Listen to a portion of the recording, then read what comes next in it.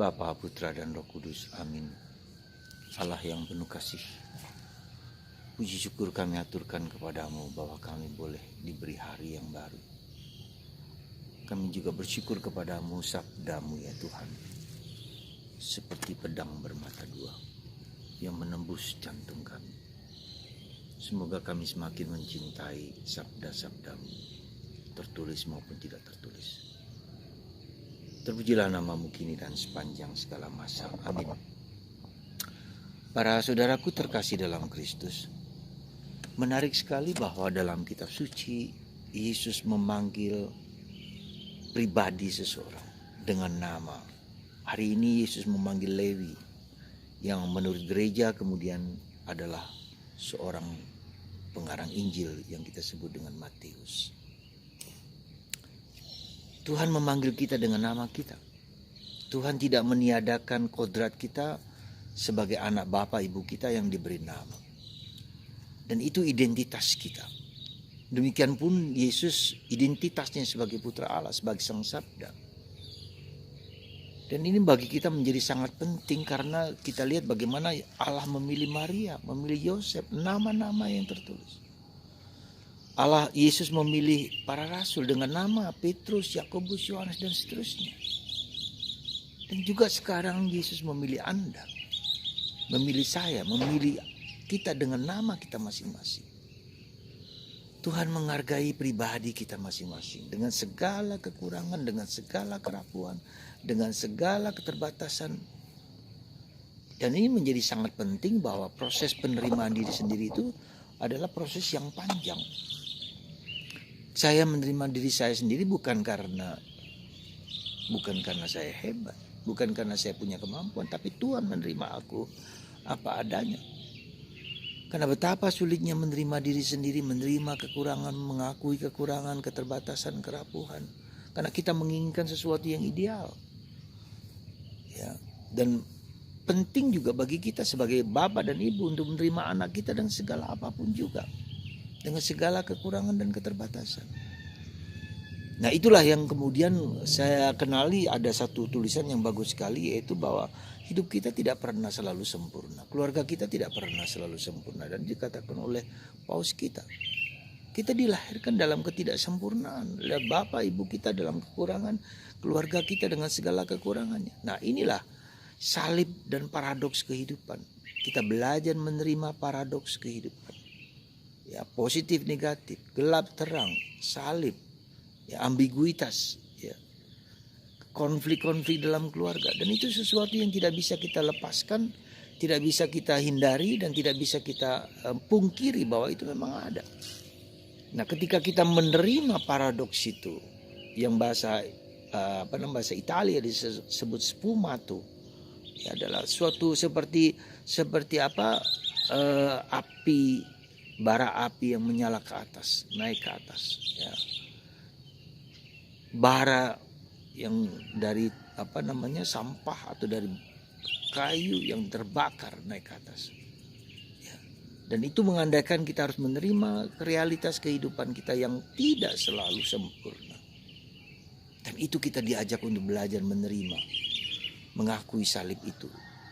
Dan pentingnya penerimaan ini supaya kita tahu antara ketegangan-ketegangan antara idealisme dan realitas. Ketegangan itulah menciptakan kreativitas. Konflik itulah menciptakan realitas. Salib itulah yang membuat kita bisa merendahkan diri, menundukkan diri, ya. Dan kita bisa menerima kenyataan itu, lalu ada rahmat, ada inovasi, ada kreativitas. Kita diajak menjadi lebih dekat dengan Tuhan. Kita diajak untuk berdialog. Kita diajak untuk merendahkan diri kita. Ya, dan itu semua adalah bagian proses yang kita sebut paradoks kehidupan. Ambiguitas kehidupan, yang kemenduaan yang tidak selalu bisa jelas kita mengerti, yang tidak selalu bisa kita selesaikan dengan hidup kita. Dan itu kita harus terima. Seperti kita lihat salib Yesus dengan kebangkitan, paradoks. Ya, justru di dalam salib itulah ada kekuatan. Di dalam salib itulah ada misteri cinta kasih Allah. Paradoks. Apakah kita mau menolak itu? Tergantung Anda. tergantung kita. Kita mau menolaknya, kita mau menerimanya, kita bersyukur bahwa ada semua itu ada bagian untuk berproses. Ya, dan kita menjadi lebih rendah hati dan kita menjadi lebih dekat dengan Tuhan karena kita mengharapkan Tuhan bisa membantu kita menyelesaikan problem kita. Dan Tuhan memanggil Anda, saya, nama-nama ini. Ya. Itu yang pertama. Yang kedua, dalam paradoks kehidupan ini kita melihat terungkap di dalam kitab suci. Coba kita lihat apakah kitab suci tokoh-tokoh hebat semua? Tidak juga. Kita bisa melihat silsilah Yesus. Kita bisa melihat bapak bangsa Yakub adalah seorang yang katakanlah pembohong, penipu.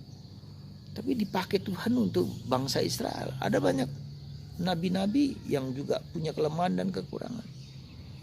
Dan itulah kita belajar dari kitab suci. Maka kitab suci yang dalam bacaan Ibrani hari ini mau menunjukkan kitab suci itu seperti pedang bermata dua, ya. Jadi tajamnya dua-duanya, satu kena dalam, satu di luar. Jadi sangat mematikan. Artinya apa? Bahwa sabda Allah itu dapat membuka mata, membuka misteri kehidupan kita, membuka yang tersembunyi sekalipun yang paling dalam, dia masih terbuka. Jadi kitab suci yang tertulis itulah menjadi sarana kita untuk mengerti, memahami kehendak Allah, mewahyukan siapa Allah itu, tapi juga mewahyukan siapa aku. Ya. Saudaraku terkasih dalam Kristus, kami kemarin bertiga mengadakan Lectio Divina, ya, teks kitab suci untuk hari Minggu besok. Ya, tetapi Lectio Divina atau pembacaan bersama dilakukan pertama-tama analisa pribadi, analisa teks dulu. Kita mengadakan analisa teks, kita dapat merasakan kata-kata melihat itu 6 kali dalam bacaan kesaksian Yohanes tentang Yesus. Ya, bagaimana Yohanes memberi kesaksian siapakah Yesus itu? Ya. Dia adalah Allah yang membaptis, dialah karunia Roh Kudus dalam diri dia. Dan kita bisa melihat bagaimana Yohanes melihat itu. Dan dia mengalami itu karena pengalamannya sendiri dengan Tuhan. Wah, luar biasa. Kami bertiga mencoba memasuki misteri sabda Allah, memasuki Allah yang bersabda lewat teks kitab suci itu. Dan kami bisa merasakan kekaguman Yohanes kepada Yesus, tentang Yesus. Ya. Siapakah Yesus? Aku ini adalah hanya hamba yang tak berguna. Membuka tali kasutnya pun aku tak layak. Itulah. Ya, dan itulah karena dia pergaulannya dengan Tuhan. Mengenal Yesus berkat ilham Roh Kudus. Dan dia mendapatkan pengetahuan-pengetahuan dari Allah sendiri. Karena yang mengutus dia, memberitahu kepada dia bahwa yang Roh Kudus hinggap di kepalanya. Itulah dia Yesus yang membaptis dengan Roh Kudus. Nah, saudara, saya hanya mengatakan kepada Anda, mari kita selami paradoks kehidupan kita, salib kehidupan kita yang tak pernah selesai ini, ya. Dengan apa? Dengan syukur, dengan lembut, dengan tulus, dengan gembira, dengan penuh sukacita. Ya, paradoks kehidupan kita terima, kita rangkul paradoks itu. Dan kita rangkul, kita terima, dan Tuhan sendiri yang akan kemudian menyelesaikannya. Asal kita sujud menyembah kepadanya. Ya. Semoga Anda dan saya menerima kehidupan yang paradoks ini. Kita